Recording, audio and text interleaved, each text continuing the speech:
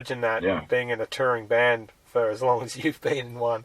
I mean, it was tough not having the money coming in, but, you know, like, in some way, I mean, we had enough money to get through it, so, like, it worked out. But, you know, in a lot of ways, it's great. Like, I could, you know, I don't know if I'm going to continue touring like this forever. You know, like, I really did enjoy the time off, and I really did, you know, doing my happy hour show and then coming home on a Friday night and just drinking with my wife.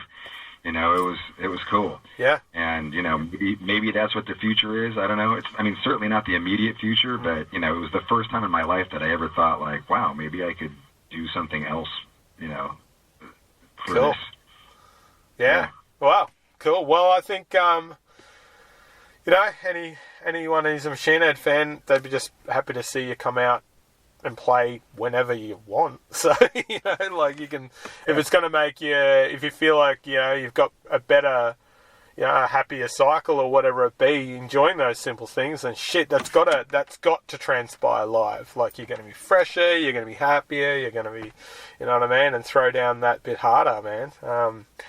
I was lucky enough to see, 2001 with Slayer was, a memorable 2000. Yeah. That was in Melbourne. That was a good one. Yeah. I'll never forget Adam crowd surfing. That was insane, and him getting kicked out of the venue.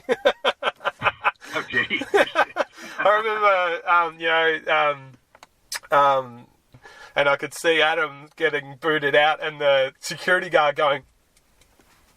That's hilarious. I don't even remember that. But that's funny. Yeah, and I met him like a few minutes early. But anyway, yeah, some good times, and so it's been a little while personally since I've seen you, and I was talking to some friends earlier. Was that the last time?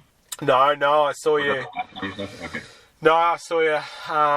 When was the last time? Probably. Oh shit! Oh, you got me now. And we played there. We played there in 2018. It was a great show. Yep.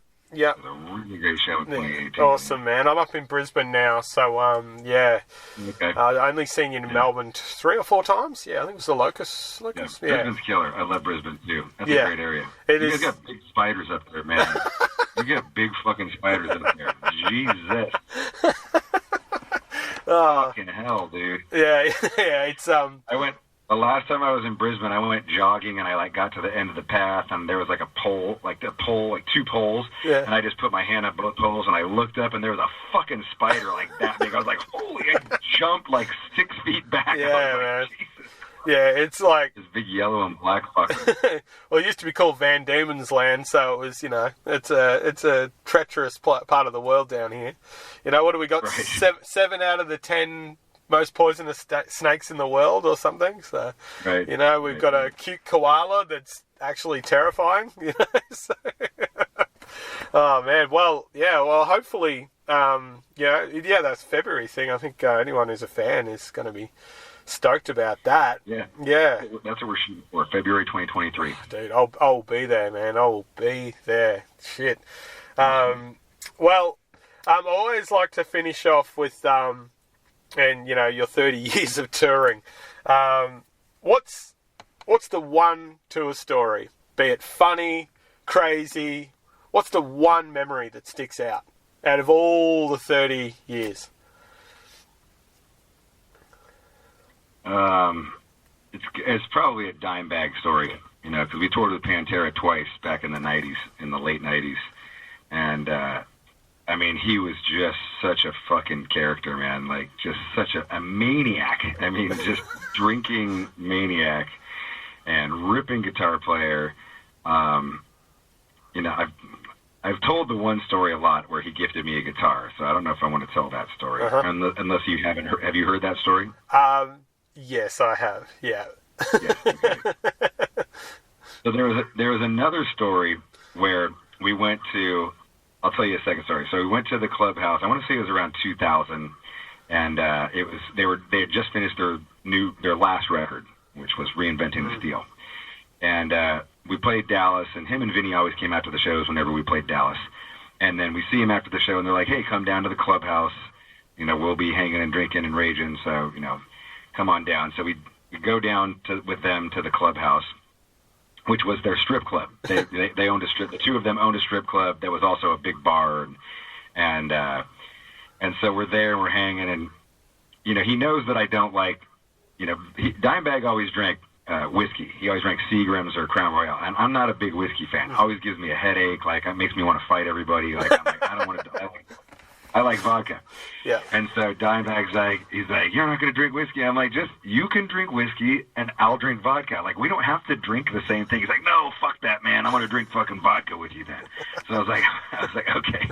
So he drinks vodka with me. So he drinks vodka all night. And he's like, you want to hear the new Pantera record? What? Fuck yeah, let's go listen to the new Pantera.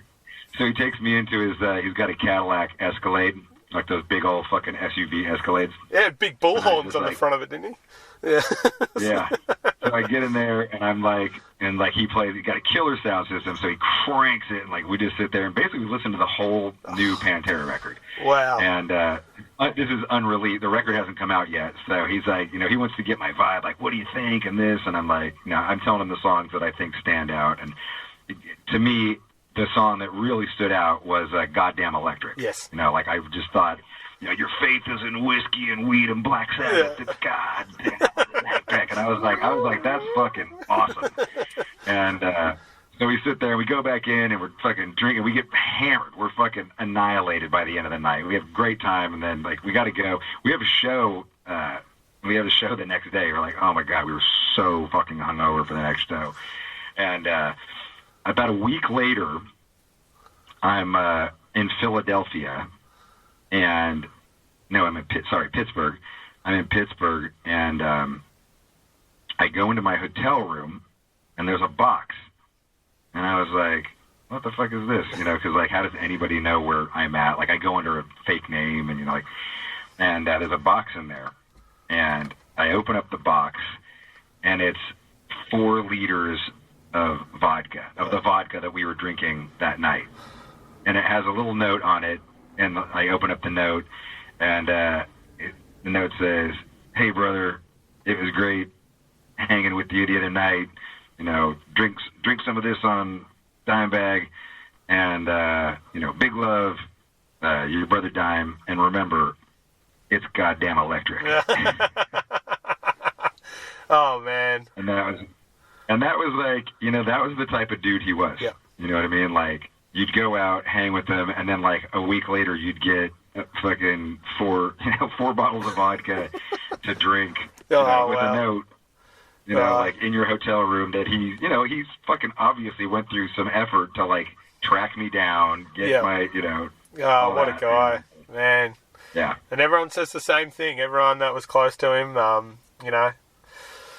yeah, just the world become a different place after that day. I remember it like it was yesterday, and I'm sure you can as well. It was just harrowing. But anyway, we have the memories. So sure. Yeah, I actually have a guitar pick of his, and it's actually got like his finger jam in it. I've still got it because he used to what? Like he's like when you like rub your hands, it goes like you get the black. It's still got finger jam, Gotcha. It's like his DNA, So I've had that guitar pick. That's the Reinventing tour, actually. So that was 2001 as well. So I've always had that. But yeah, what a guy. Have you still got the note? Like, have you still got that? Any of the gift he gave you, or is that long gone? I don't have the note. I still got. He gave me a guitar, and I still got the guitar. I don't have the note though. I don't even know what. I mean, it's probably just like. We drank all the vodka one night, and then the box disappeared, and then there was the note gone with it. Yeah, exactly. Yeah. So, awesome, man. Yeah.